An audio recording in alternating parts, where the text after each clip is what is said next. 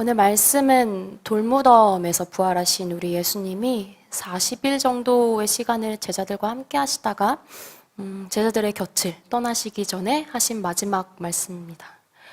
사실 마지막에 남기는 말이라는 게 굉장히 중요하잖아요. 면접관이 자 이제 마지막으로 하실 말씀이 있으신가요? 라고 하면 정말 그 순간이 합격과 불합격을 가를 수도 있는 정말 중요한 순간이기도 하고, 혹은 영화의 마지막 대사라든지 책의 마지막 문장도 정말 중요하고, 제가 사실은 올 초에 이 말씀을 우리 중고등부 친구들과 나누면서 내가 언젠가 우리 가는 교회를 떠나게 되면 마지막에 이 말씀을 함께 나누고 싶다라는 생각을 했었어요. 이게 이렇게 이르게 올 줄은 몰랐지만 오늘 우리 예수님의 말씀도 마찬가지입니다. 우리 예수님 이제 떠나시기 전, 육체를 승천하시기 전에 이제 제자들에게 남기시는 마지막 말씀인데요. 아마 중요하니까 이렇게 마지막에 말씀을 남기신 게 아닌가 싶어요. 오늘 말씀 한번 다시 보도록 하겠습니다. 19절입니다. 그러므로 너희는 가서 모든 민족을 제자로 삼아 아버지와 아들과 성령의 이름으로 침례를 베풀고 내가 너희에게 분부한 모든 것을 가르쳐 지키게 하라. 볼지어다 내가 세상 끝날까지 너희와 항상 함께 있으리라 하시니라. 이 말씀은 보통 예수님의 대사명, 더 그레이트 커미션이라고 해가지고 정말 위대한 명령, 위대한 사명, 가장 큰 사명 정도로 해석할 수 있을 것 같아요. 우리 예수님께서 제자들에게 너희가 가서 모든 민족을 제자로 삼고 침례를 베풀고 가르쳐 지키게 하라라고 정말 중요한 그 제자의 사명에 대해서 말씀하신 거죠. 또 제자들뿐만이 아니라 더 나아가서 오늘을 살고 있는 우리에게도 동일하게 말씀하십니다. 근데 사실은 우리가 이 말씀을 우리 삶에 적용하기가 되게 힘들게 느껴질 것 같아요. 물론 성경의 많은 말씀들이 우리가 그 말씀대로 사는 게 참 힘들긴 한데요. 그래도 뭔가 누구든지 십자가를 지고 나를 따르라. 맞아요. 제가 그리스도인으로 살다 보니까 교회 다니는 사람으로서 가정에서 직장에서 제법 무거운 십자가를 지고 있는 것 같을 때도 있는 것 같고요. 내 이웃을 사랑하라. 아주 사랑하진 않지만 그래도 어느 정도 사랑하며 살고 있는 것 같은데, 가만히 생각해 보면 성경의 다른 말씀들은 그래도 어느 정도는 삶에 적용하면서 사는 것 같은데, 근데 유독 이 말씀은 내 삶에 적용이 되게 힘들게 느껴지는 것 같아요. 가서 무려 제자로 삼고 침례를 베풀고 모든 것을 가르치고 심지어 지키게 해서 증인이 되는 삶을 살아라. 어마어마하죠, 정말. 혹시 이 중에서 이 예수님의 마지막 말씀 내 삶에 적용하며 나는 이렇게 잘 살고 있는 것 같다, 나는 이런 제자의 사명을 잘 감당하고 있는 것 같다, 이런 증인의 삶을 잘 살고 있는 것 같다 라고 자신 있게 말할 수 있는 분이 계실까요? 아마 여기에 계신 많은 분들, 성도 여러분뿐 아니라 저 역시도 사실 대부분의 많은 크리스천들이 선뜻 대답하기가 어려울 것 같아요. 엄두가 안 날 것 같아요. 이 말씀을 정말 내 삶에 적용시켜서 내가 이런 제자의 모습으로 살고 있나? 라고 생각해 봤을 때 선뜻 대답하기 힘들죠. 그러면 예수님이 마지막으로 주신 말씀인데 내가 너무 지키기 어려운 것 같은, 나와는 너무 먼 것 같은 이 마지막 말씀, 오늘 이 말씀을 함께 보면서 우리가 은혜를 나누려고 합니다. 우리가 두 가지를 나눌 텐데 첫째는 이것을 나누고 싶습니다. 우리 한번 읽어볼까요? 시작. 제자의 삶 어디에서? 여러분, 오늘 동일한 순간을 기록한 다른 번역본을 보도록 하겠습니다. 사도행전 1장 8절에서는 이렇게 기록하고 있습니다. 우리 함께 이것도 읽어보도록 하겠습니다. 오직 성령이 너희에게 임하시면 너희가 권능을 받고 예루살렘과 온 유대와 사마리아와 땅끝까지 이르러 내 증인이 되리라 하시니라. 사실 예수님의 마지막 말씀이, 마지막 명령이 어려운 이유가 이 부분 때문이 아닌가 싶어요. 예수님께서 너희는 가서라고 하셨는데 보니까 어디까지요? 예루살렘, 온 유대, 사마리아, 그리고 땅끝까지. 땅끝이라니. 말씀에서 땅끝이라 하는데 저희는 은연중에 이렇게 생각합니다. 이 땅의 끝이니까요. 보통 사람이라면 가기 어려운 곳, 힘든 곳, 뭐 이런 곳을 떠올립니다. 뭐 아프리카의 어디 밀림이나 아니면 뭐 히말라야나 사람이 쉽사리 갈 수 없고 살기 힘든 오지 같은 곳. 그렇기 때문에 먼 곳으로 방금 우리가 머릿속으로 떠올린 그 험난하고 힘든 그 선교지 같은 곳 땅끝. 그런데 그 선교지와 그 땅끝과 관계없는 대한민국 이 땅, 이 경기도 의정부에서 살고 있는 우리에게 예수님께서 남기신 이 말씀, 마지막 말씀은 먼 이야기처럼 나와는 상관없는 이야기처럼 들리는 것 같아요. 정말 우리 예수님은 이 어려운 사명, 먼 이야기처럼 들리는 이 사명을 우리에게 마지막 말씀으로 남기고 가신 걸까요? 그렇지 않습니다. 물론 예수님께서 말씀하신 예루살렘, 온 유대, 사마리아, 그리고 땅끝에는 실제로 장소적인 의미도 포함합니다. 우리 예수님께서 사역을 시작하셨던 갈릴리부터 예루살렘, 그리고 로마 전역, 유럽을 걸쳐서 아시아까지 정말 인종과 지역의 경계를 넘어서 온 땅에 복음, 그 예수님이 오신 그 참 기쁜 소식을 전하라는 말씀 맞습니다. 그러나 사실 예수님께서 말씀하신 이 땅끝이란 우리가 생각하는 것처럼, 우리가 떠올리는 것처럼 어느 한 곳만을 지정하는 장소적 의미가 아니었습니다. 장소적인 의미만을 이야기하는 것이 아닙니다. 다른 번역본을 보면 이 땅끝을 The end of the world라고 해가지고 세상의 끝, 땅끝들이라고 복수형으로 표현하고 있습니다. 땅끝이 한 군데가 아니에요. 여러 군데예요. 어떻게 땅끝이 여러 군데일 수 있을까요? 우리 그리스도인들이 사는 이 삶의 자리, 그리고 예수님을 모르는 사람이 있는 곳이라면 그 어느 곳이든 오늘 말씀에서 이야기하는 땅끝이 되기 때문입니다. 그런데 우리는 이 땅끝을 정말 지리적으로 머나먼 오지 같은 곳이라고 생각하거나 혹은 뭐 요즘 세대주의자들이 얘기하듯 정말 예루살렘이라고 오해하는 경우가 많은 듯합니다. 오늘 예수님의 이 말씀, 마지막 말씀에서 정말 중요한 것은 꼭 땅끝까지 가야만, 우리가 오지든 예루살렘이든 그곳에 가야만 예수님께서 말씀하신 그 대회의 사명을 이루고 제자의 삶을 사는 것이라기보다는 내가 지금 있는 이 삶의 자리가 그 사명의 자리이고 내가 살면서 만나는 예수님을 모르는 이들이 예수님께서 말씀하신 그 이방 민족이라는 것입니다. 그래서 예수님께서 마지막으로 말씀하신 이 사명은 우리와 상관없는 이야기, 먼 이야기, 내가 할 수 없는, 나와 관계없는 사명이 아닙니다. 사도 바울을 한번 볼까요? 사도 바울이 로마서에서 이렇게 이야기한 적이 있습니다. 제가 읽어드리도록 하겠습니다. 그러므로 또한 내가 너희에게 가려 하던 것이 여러 번 막혔더니 이제는 이 지방에 일할 곳이 없고 또 여러 해 전부터 언제든지 서바나로 갈 때에 너에게 가기를 바라고 있었으니. 여기서 서바나는 스페인을 이야기합니다. 사도행전이나 다른 이런 신약 성경들을 보면 바울이 되게 여러 번이나 스페인에 서바나에 가려고 했던 기록이 있습니다. 그 당시에 사도 바울은 땅끝이 스페인이라고 여겼고 서바나라고 여겼고 그래서 그곳에서 우리 예수님을 전하는 것이 아주 오랜 사도 바울의 소망이고 바람이었습니다. 여러 번 스페인에 가기 위해서 정말 했습니다. 그러나 바울은 결국 로마에서 죽음을 맞이합니다. 여러분 그렇다면 바울은 땅끝까지 이르지 못한 제자일까요? 정말 노력도 많이 하고 물론 바울이 애쓰기도 했지만 완벽한 제자로서의 사명은 다 하지 못했다고 봐야 할까요? 미완성의 사명자인가요? 그렇지 않습니다. 그가 가는 곳마다 그곳이 전부 땅끝이었습니다. 그가 가는 곳 모두가 땅끝이고 사명지였습니다. 바울뿐만 아니라 예수님께 이 사명을 받은 사도들, 초대교회 믿는 그리스도인들은 어느 한 머나먼 곳을 딱 정하거나 혹은 대단한 핍박과 고난이 있는 곳을 땅끝이라고 정하고 그곳으로 가서 복음을 전하고자 한 적이 없습니다. 그들은 그저 현재 지금 내가 있는 자리에서부터 예수님을 전하기 시작했고 그렇게 시작한 그곳은 그때마다 어김없이 땅끝이었습니다. 그렇다고 여러분이 오해하시면 안 될 게 정말 이 문자 그대로 머나먼 땅에서 선교를 하시는 정말 실제 선교사님들 아까 우리 권 목사님 기도도 했지만 정말 대단하고 귀한 사명을 감당하고 계십니다.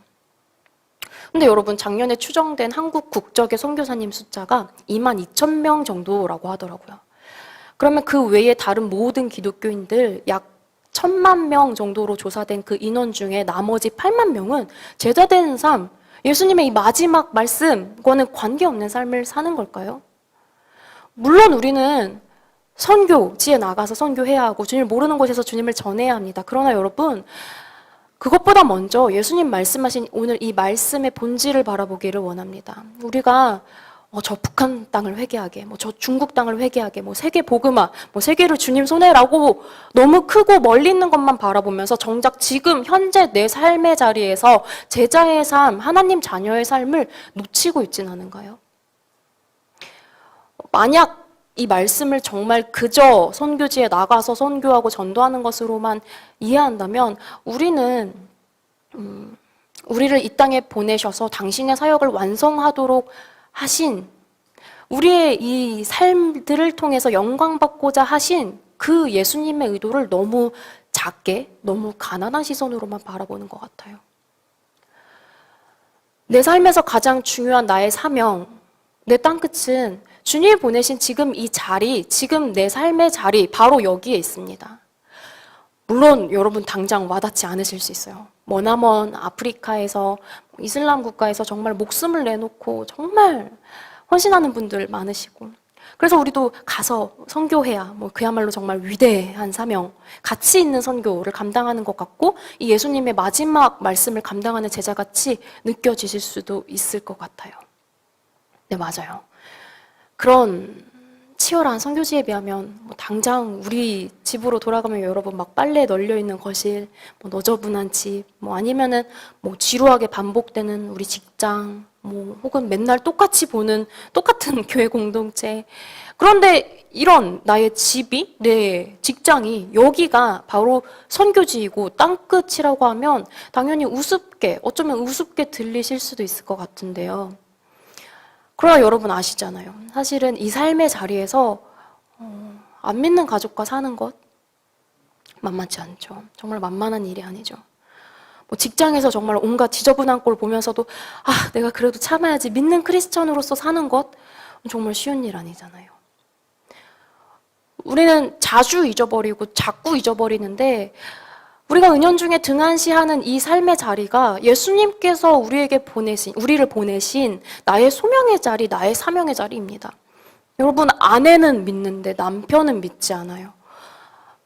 이 부부가 누운 침대 사이 간격이 고작 한 뼘도 안 될지라도 사실 그 영혼의 간격은 정말 땅의 시작부터 땅끝에 이를 만큼이나 멀죠. 정말 멀어요. 안 믿는 부부만큼 멀고 먼 사이, 참 어려운 사이가 없는 것 같아요. 아무리 육체적 거리는 가까이에 있어도 정말 그들의 영혼의 거리는 정말 지구 한 바퀴보다도 오히려 더 멀 거예요. 아무리 내 배에 아파서 나왔어도 도대체 엄마는 왜 자꾸 그놈의 교회에 오라고 하냐고, 닥달하냐고 소리치는 아들, 딸과는 메울 수 없는, 보이지 않는 간격이 분명히 있어요. 그래서 여러분, 우리가 온 유대, 예루살렘, 사마리아, 온 땅끝이라고 했을 때에 이것을 장소적인 의미로만 받아들이고 나와는 먼 이야기처럼 듣지 않으셨으면 좋겠어요. 예수님은 분명 오늘 이 말씀을 사도들 뿐만 아니라 믿음의 제자이고 당신의 자녀들인 우리에게도 동일하게 말씀하십니다. 온 유대, 예루살렘, 사마리아, 온 땅끝에서 그 예수님을 드러내고 전하라고. 이렇게 말씀하시는 예수님 앞에서 나는 어디 가지 못하는데 먼 나라, 먼 땅에 가야 하는 거 아닌가를 너무 전제할 것으로 오해하지 마시고, 나와는 먼 얘기네 이렇게 생각하지 마시고, 지금 주님이 보내신 이 내 가정, 이곳이 유대이고 예루살렘이고 내 직장이 곧 사마리아고 저 미운 직장 동료가 사마리아인이고 기독교인에게 상처받아서 교회를 미워하는 저 안티크리스천이 나의 땅끝이구나. 주님이 보내신 이 삶의 자리, 지금 이 자리가 땅끝이구나, 사명지이구나 깨달으시기를 바랍니다. 그래서 여러분의 삶이 그냥 아침에 눈 뜨고 뭐 먹지 고민하고 저녁에 피곤해 정말 힘들었다 눈 감는 선교와는 아무 상관이 없고 사명과는 아무 관계없는 삶이 아니라 주님이 보내신 이 자리, 내 가정, 지금 내가 사는 이곳이 혹은 내가 몸담고 있는 이 직장이 지겨우니 교회가 예수님을 드러내고 증거할 수 있는 가장 첫째되고 먼저 된 선교지이고 사명지임을 기억하시기를 바랍니다. 그러면 두 번째도 한번 나눠보려고 합니다. 우리 두 번째 한번 같이 읽어볼까요? 시작. 제자의 삶 어떻게? 그렇다면 우리가 이 삶의 자리에서 우리의 첫째 된 선교지, 사명지에서 믿지 않는 이들에게 예수님이 어떤 분이신지, 당신을 위해서 무슨 일을 하셨는지, 그분 예수님의 증인되는 삶, 참 제자된 삶을 어떻게 살 수 있을까요? 진짜 아까 말씀드린 대로 가족이지만 예수님 전하는 거 정말 힘들고, 밖에 나가면 개독이라고 욕하는 사람이 태반인데 어떻게? 사실 비행기 안 타고 정말 오지로 멀리 안 들어가도 되는데도, 그런데도 정말 이 삶의 자리가 오히려 막 더 힘들고 힘겹게 느껴지는 것 같은데요. 어떻게 이 삶의 자리에서 예수님 아는 참된 제자의 모습으로 살 수 있을까요? 저희가 아까 본 말씀에서 이렇게 이야기합니다. 우리 현대인의 성경으로 한번 다시 읽어보도록 할까요? 함께 읽겠습니다. 시작. 그러나 성령님이 너에게 오시면 너희가 권능을 받아 예루살렘과 온 유대와 사마리아와 땅끝까지 이르러 내 증인이 될 것이다. 뭐라고 말씀하시냐면 우리 예수님이 성령님이 너희에게 오시면 증인된 삶을 살 수 있다라고 얘기하십니다. 우리 안에 성령님, 즉 영으로 오신 예수님으로 인해서 우리가 그렇게 살 수 있다고 얘기합니다. 우리 안에 계신 예수님으로.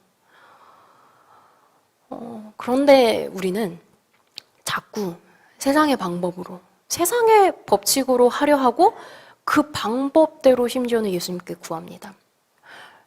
세상은 말합니다. 약육강식이다. 배워서 남 주냐. 내 배불러야 남 돕지. 내 배 줄인데 남 도울 수 없다. 여러분, 이런 것들이 이제 세상에서 말하는 법칙이고 세상의 방법입니다. 이런 세상의 법칙대로, 이런 세상의 셈과 계산대로 내 안에 계신 예수님께 구합니다. 주님, 능력도 주시고 힘도 주시고 재정도 주세요. 그렇게 예수님의 증인이 될게요. 제가 그렇게 예수님께 영광 돌릴게요. 능력 있는 자가 되어서. 제가 이렇게 되어가지고 잘 되면 제물로 저 사람들을 섬기고 돕겠습니다. 영광 돌리겠습니다.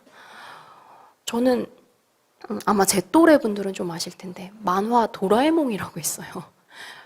자꾸 이렇게 마법의 주머니에서 뭘 꺼내달라 하는, 아니면 우리 어르신분들께는 어쩌면 도깨비 방망이란 말이 더 익숙하실 수도 있을 것 같아요. 내 안에 계신 예수님께 세상의 방법대로 세상의 힘과 세상의 것을 구하는 경우가 많은 것 같아요. 교회도 저희 교회가 사람이 많이 모이고 큰 교회가 되어가지고 이 지역사회에서 주님 주신 크신 사명을 감당하게, 글쎄요, 저는 순서가 좀 바뀐 것 같아요. 그렇게 해서 믿도록 만들겠습니다. 그렇게 해서 영광 돌리겠습니다. 그건 여러분 세상이 말하는 시선이고 세상이 말하는 법칙이고요.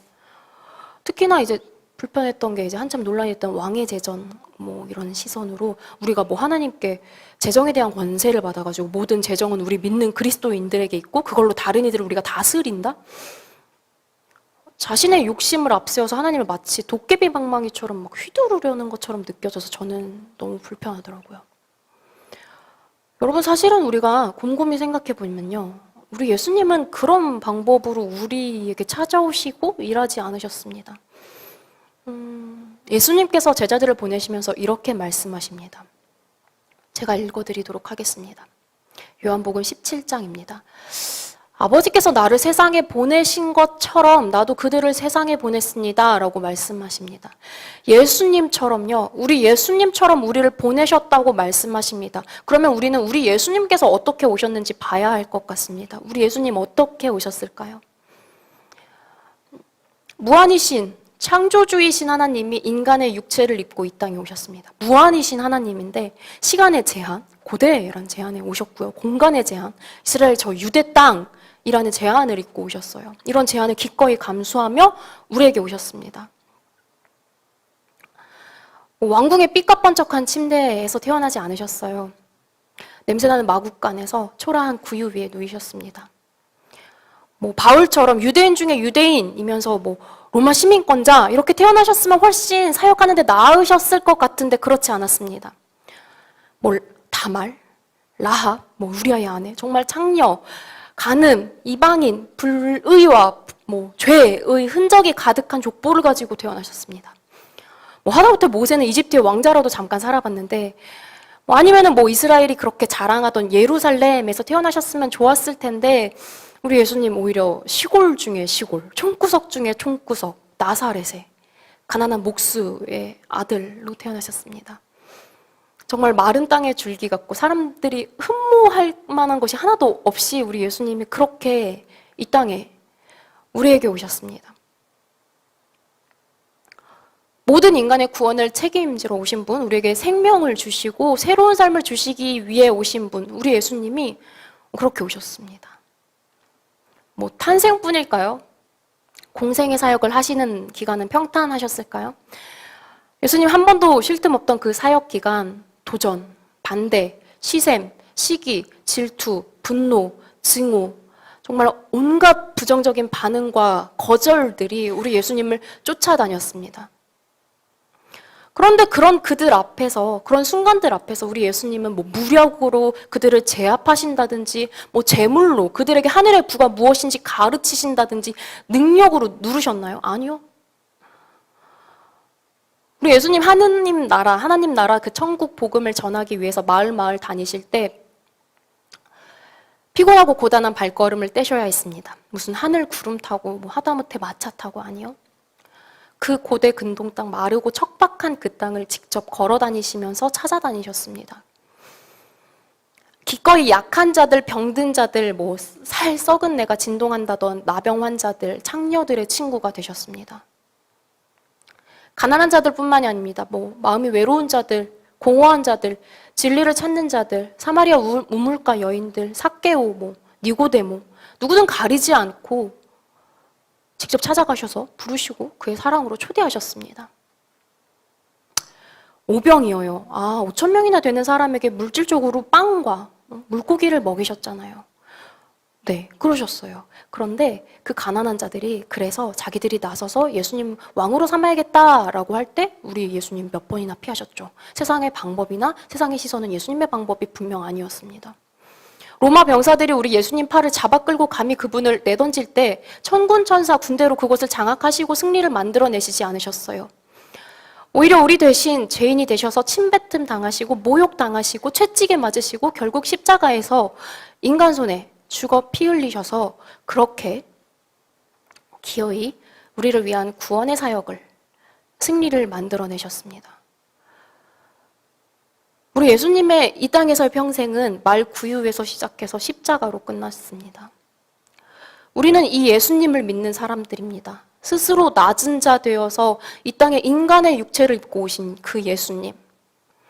스스로 무릎을 꿇어서 도망갈 제자들의 발을 씻기신 예수님. 스스로 나 대신 죄인 되셔서 죄를 대속하신 그 예수님을 믿는 사람들입니다. 우리가 늘 입으로 고백하죠. 우리가 이 예수님을 믿는다고. 다시 한번 말씀 볼까요? 우리가 어떻게 제자 된 삶을 살 수 있을까요? 말씀에서 이렇게 이야기합니다. 아버지께서 나를 세상에 보내신 것처럼 나도 그들을 세상에 보냅니다. 아버지께서 우리 예수님을 보내신 것처럼, 이와 같은 방법으로 우리도 그렇게 보냄받습니다. 낮은 모습으로 누군가를 섬기며 그렇게 예수님 드러내도록 보냄받았습니다. 물론 우리가 살고 있는 세상의 구조상 누군가는 다른 사람보다 일명 높은 자리에 있을 수 있어요. 하나님이 저는 프리랜서로 부르셨는데 누군가는 사장님의 자리로 부르셨을 수도 있어요. 그러나 그 자리가 어떤 자리든지 그곳에서도 내가 기꺼이 낮은 자가 되어서 다른 이들을 섬기도록 부름받은 건 동일합니다. 우리가 구해야 할 것은 사장이 되게 하소서가 아니라 어느 자리에 있든지 지금 내가 있는 이 자리에서, 주님이 부르신 이 자리에서 내가 누구를 섬길 수 있을까요? 주님, 내가 어떻게 예수님처럼 살 수 있을까요? 라는 거죠. 예수님께서 하나님 아버지의 뜻을 따라 이 땅에 낮은 자리에 오심 같이 우리도 그렇게 이 땅에 보냄받았습니다. 그래서 우리가 예수님께 구하는 것은 예수님처럼 내가 이 삶의 자리에서 조금 더 당신 닮은 모습, 예수님처럼 살기를 원하고 그렇게 드러내고 그렇게 전하기를 원합니다. 쉽지 않지만 뭐 너무 정말 보기 싫고 미운 사람, 정말 아니면 아무리 가족일지라도 정말 골마서 더 어찌할 수 없는 그런 관계마저도 우리 예수님 바라보고 생각하고 참고 인내하며 기다려주기를 원합니다. 제게 이런 예수님과 같은 인내의 마음을 주세요. 이런 걸 구해야 합니다. 모두가 교회를 손가락질하고 욕하는 그런 곳에서 일할지라도 정말 사마리아 같은 그들을 불쌍히 여기시던 그 예수님의 마음을 구하며 그들을 위해서 오히려 내가 낮은 자리에서 섬기며 잘했다 칭찬하시는 내 안에 예수님 그 음성에 기뻐하기를 원합니다. 제게 이렇게 살 수 있는 예수님과 같은 섬김의 마음을 주세요라고 구해야 합니다. 뭐 혹여 오병이어 때처럼 필요하다면, 주님의 일에 필요하다면 제게 주시되, 아니라면 주님 보시기에 필요하지 않으시다면 내게 주신 것으로도 충분히 내가 자족하고 만족하며 비록 가진 것이 적지만 그것을 나누며 기뻐할 수 있는 넓고 풍요로운 삶을 살게 해달라고 우리가 구해야 합니다. 우리가 구해야 할 것은 이런 것들입니다. 이렇게 할 때 내 안에 계신 예수님이 참 연약하고 못난 내가 감히 예수님처럼 살 수 있는, 예수님 닮은 모습으로 살아서 그 예수님 드러낼 수 있는 그런 제자된 삶을 살 수 있도록 주님께서 도우십니다. 그렇게 할 때 세상 사람들이 내 안에 계신 예수님을 발견하고 궁금해하며 그분을 찾으며 만나며 그렇게 예수님의 사람이 세워지고 제자가 세워집니다. 여러분, 오늘 나눈 본문 말씀은 사실은 우리 교회의 비전의 근거 말씀 구절이기도 합니다. 우리 여기 왼편에 붙어 있는데 잃은 영혼 구원하고 예수님과 동행하는 제자로 세우는 가는 교회라고 하죠. 이 밑에는 오늘 우리가 본 본문 말씀이 적혀 있습니다. 우리가 매주 우리가 이 비전을 외치고 말하지만 사실 여러분 중에 과연 내가 이 비전과 이 말씀과 내가 관계 있는 삶을 살고 있었나? 많이들 그렇게 생각하셨을 것 같아요. 약간 이렇게 멍하니 그냥 외치기만 하는, 나와는 너무 멀고 내 현실과 관계없고 제자의 삶, 증인의 삶 너무 어렵고. 사실은 우리 교회에 많은 분들이 잘 모르시지만 저는 우리 교회 많은 분들이 이 비전과 이 사명을 감당하며 살고 계신다고 생각합니다. 저는 땅끝으로 나간 적이 없는데요.